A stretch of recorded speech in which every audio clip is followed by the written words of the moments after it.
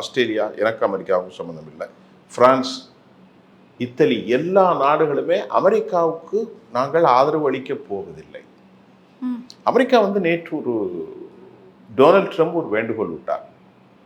2 தினங்களுக்கு முன்பு ஹெர்மூஸை காப்பாற்ற எல்லோரும் கப்பல்களை அனுப்பி வையுங்கள். அமெரிக்காவின் நட்பு நாடுகளான இத்தனை ஐரோப்பா நாடுகளும் நாங்கள் போருக்கும் எங்களுக்கும் சம்பந்தம் இல்லை, நாங்கள் கப்பலை அனுப்ப மாட்டோம். ஏன் முன் வரல சார் அவங்க? ஏனென்றால் அமெரிக்காவினுடைய பக்கம் நியாயம், நீதி இருப்பதாக அவர்கள் புரியவில்லை. அத்துமீறுகிறார்கள் அமெரிக்கர்கள், தேவையற்ற தாக்குதல் நடத்தியிருக்கிறார்கள். 170க்கும் மேற்பட்ட 6 வயதிலிருந்து 12 வயது குழந்தைகள் படுகொலை செய்யப்பட்டிருக்கிறார்கள்.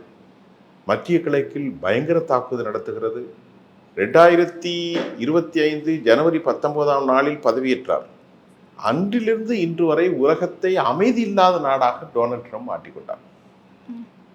மத்திய கிழக்கை தாண்டி, ஈரானை தாண்டி, பலஸ்தீனத்தை தாண்டி, உதாரணத்திற்கு கிரீன்லாந்தை நான் பிடிப்பேன் என்கின்றார், கனடாவை நான் பிடிப்பேன் என்கின்றார். அவருடைய போக்கு எல்லோருக்கும் ரெசிப்ராக்கல் டேரிஃப் என்று சொல்லக்கூடிய வரிக்கு மேல் வரியை போட்டு அனைத்து உலகத்தையும் குழப்பி, இந்த போரில் அவர் சிக்கப்பட்டு கொண்டால் அவர் எப்படியும் போகட்டு. ஏனென்றால் அமெரிக்கா உதவிக்கு மற்றொரு நாடுகளை அழைப்பதே கேவலம்தான்.